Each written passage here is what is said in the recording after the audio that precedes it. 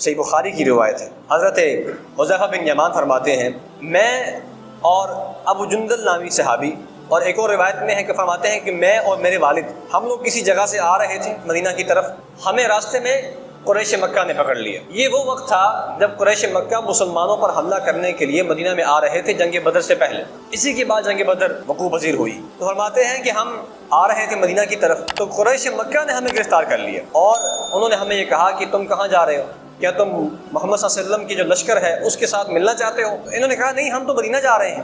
ان کو پتہ ہی نہیں تھا کہ کیا ہونے والا ہے۔ انہوں نے کہا نہیں، ہم تو مدینہ جا رہے ہیں۔ تو انہوں نے کہا کہ اگر تم ہمارے ساتھ پختہ وعدہ کرو گے کہ رسول اللہ صلی اللہ علیہ وسلم کے ساتھ جو لشکر آ رہا ہے تم اس میں شامل نہیں ہوگے تو تب ہم تمہیں چھوڑیں گے، ورنہ ہم تمہیں نہیں چھوڑیں گے۔ تو کہتے ہیں کہ ہم نے ان سے وعدہ کر لیا، ہم نے ان سے وعدہ کر لیا کہ ٹھیک ہے آپ ہمیں چھوڑ دیں تو ہم رسول اللہ صلی اللہ علیہ وسلم کے ساتھ جو لشکر آ رہا ہے اس میں شامل نہیں ہوں گے۔ کہتے ہیں جب ہم پہنچے رسول اللہ صلی اللہ علیہ وسلم کی خدمت میں، یہ جا کر یہ بات رکھی کہ اللہ کے رسول ایسے معاملہ پیش آیا تھا، ہمارے ساتھ ایسا معاملہ پیش آ گیا ہے اور ہم تو وعدہ کرائے ہیں۔